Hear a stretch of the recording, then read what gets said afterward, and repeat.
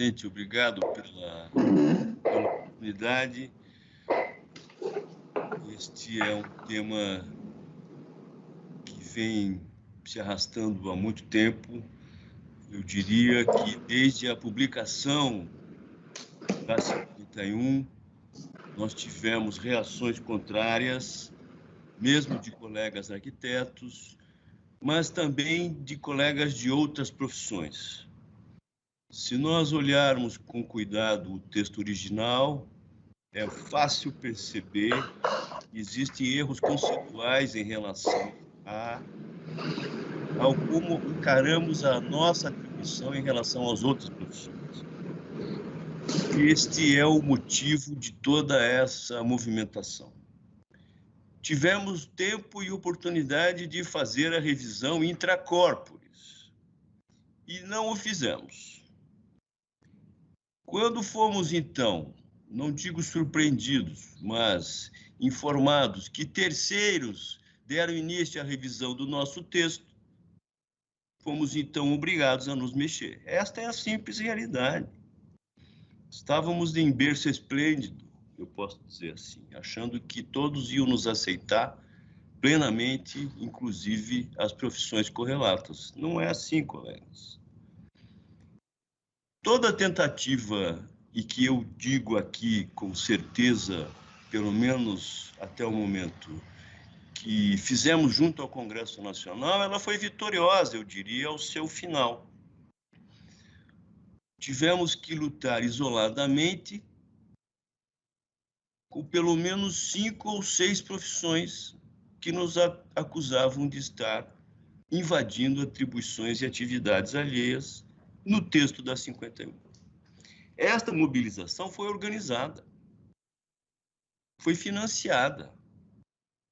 E nós tivemos, então, uma luta árdua dentro da Comissão de Harmonização, com apoio e presença sempre do presidente Luciano, naquela oportunidade, no sentido de acharmos alternativas para que o texto proposto por terceiros, inclusive com deputados federais com mandato no Legislativo, nos ouvissem e nos desse a oportunidade de uma defesa e de um texto harmonioso.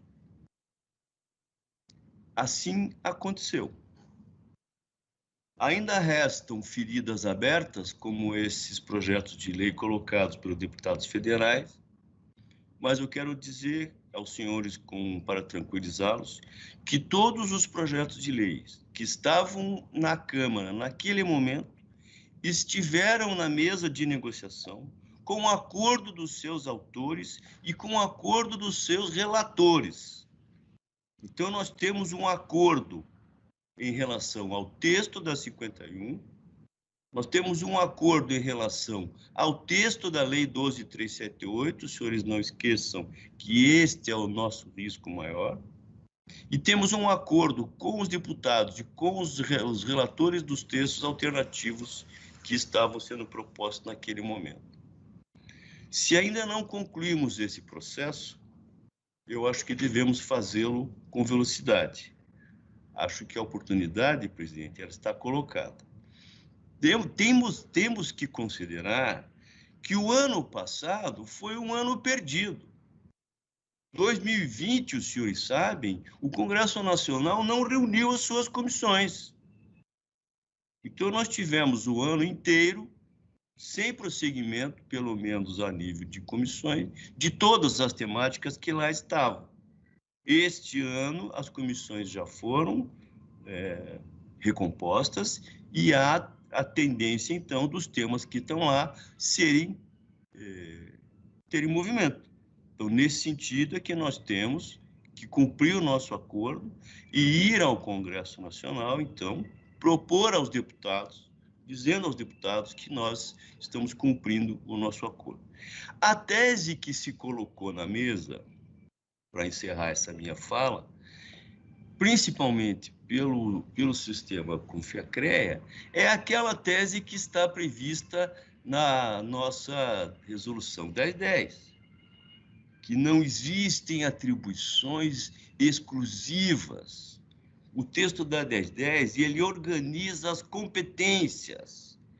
E teve a participação de arquitetos nessa organização, talvez o texto mais longo e mais completo que já se produziu dentro do sistema Confea-CREA em relação às atividades e às atribuições. E eu repito, ali em nenhum momento se fala em atribuição exclusiva ou privativa. Muito pelo contrário, se analisa as teses de competência a partir das grades curriculares. Este conceito ele está colocado muito claramente nos textos de que foi acordado entre o CAL e o CONFEA, no sentido de que são as atribuições que levam às atividades e elas devem refletir as grades curriculares, inclusive, que foi a novidade, inclusive as pós-graduações.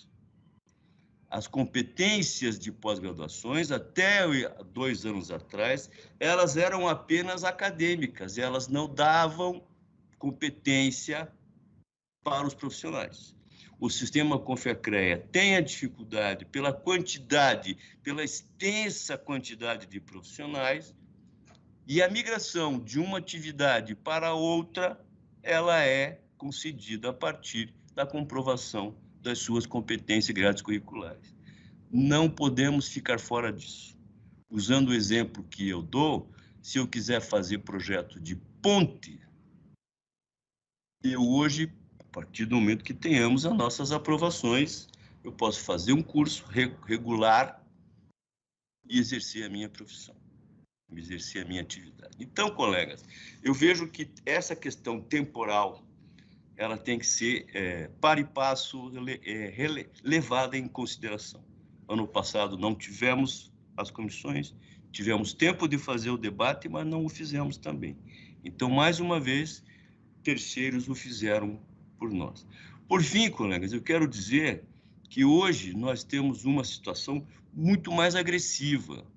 Nós temos amigos, inimigos, ou melhor, externos, que unem os conselhos em várias pautas. Então, presidente, é um momento onde as flechadas elas estão em menor intensidade de um conselho contra o outro. É um momento muito oportuno, né, para que possamos harmoniosamente chegar ao fim a esse acordo que já existe e já é longevo e foi aprovado pela plenária do CONFEA, pela plenária do CAL Paraná, perdão, do CAL BR, com o mesmo texto.